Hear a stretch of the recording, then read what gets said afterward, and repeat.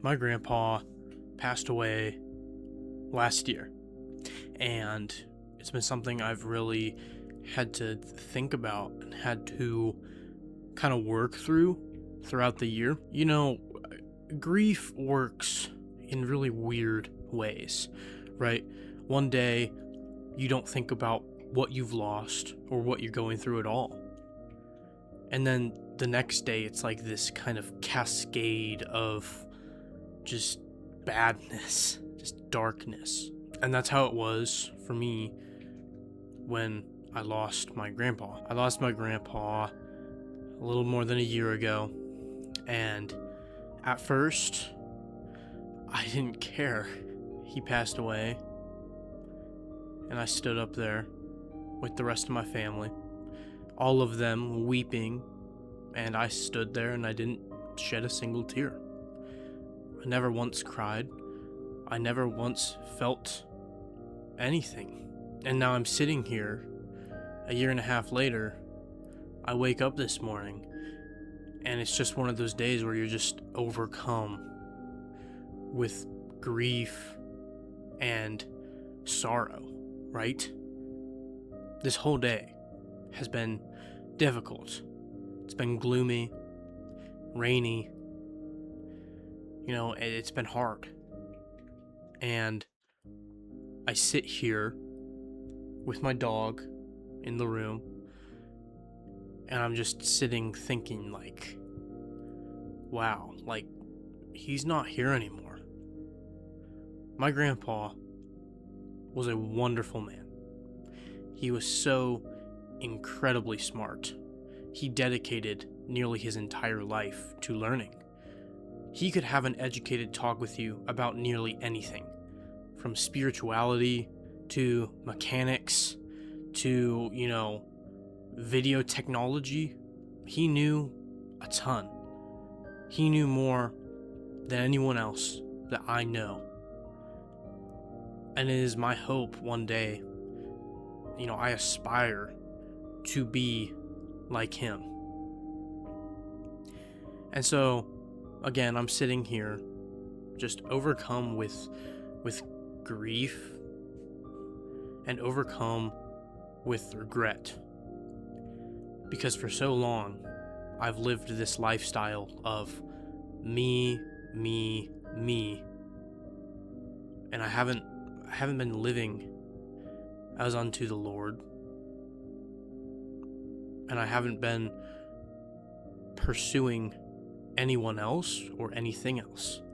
It's just been about me.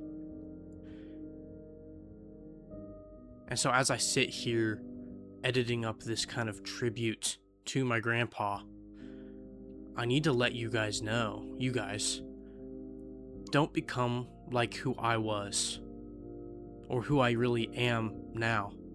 I've got so many comments talking about how you guys think I'm so smart, so intellectual, so amazing. And the truth is that I'm just not. I'm not super smart. I'm not super intellectual. I'm not super amazing.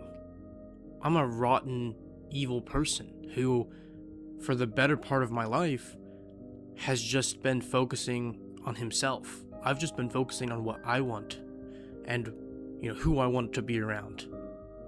And oftentimes, I had little to no sympathy and little to no care for anyone else in my life. That goes for my parents, that goes for my sisters, that goes for my friends. And it also went for my grandparents. And so when some of my family members have started to pass away, I've always just stood there stoic, cold as a rock, not crying, not thinking to myself what life will be like without them there. I'm just focused on what I'm going to do when I get home. And I think what I mean to say, as I sit here with a little stand-up table, or as I sit on my bed looking into this camera, to the tens, maybe hundreds, maybe thousands of people who are going to watch this, do not become like me. And what I was like was callous. Do not become self-centered. It is so difficult to not be self-centered, to be people-focused, to be others-focused. That is the best type of person you can be, is a person who's generous and a person who cares about others and others' time. I think when you live like how I've lived and you think in the vein that I've thought, you're gonna come to a similar place that I'm in.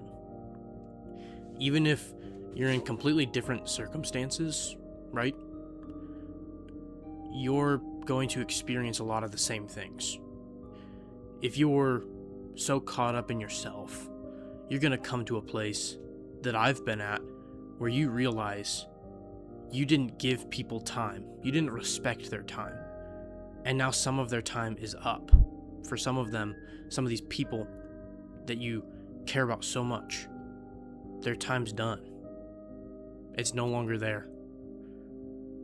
They're gone. And yeah, maybe they'll go to heaven, but some of them won't. And what happens then? You will never see those people ever again. And for someone like my pa, that's hard to deal with. Because I would give nearly anything to go back and be able to hear his voice again, or to hang out with him, or talk on a car ride with him, or go over to his house one more time. And I can't do that. And I never will be able to do that ever again. So I've been sitting here, and what I can just tell the audience once again, don't become so self-centered that you don't respect other people's time. Because time is a finite thing. No amount of money, no amount of joy, no amount of sadness, no amount of things, of people, can ever replace time that has passed. In the time that you've watched this YouTube video, you can't get that back.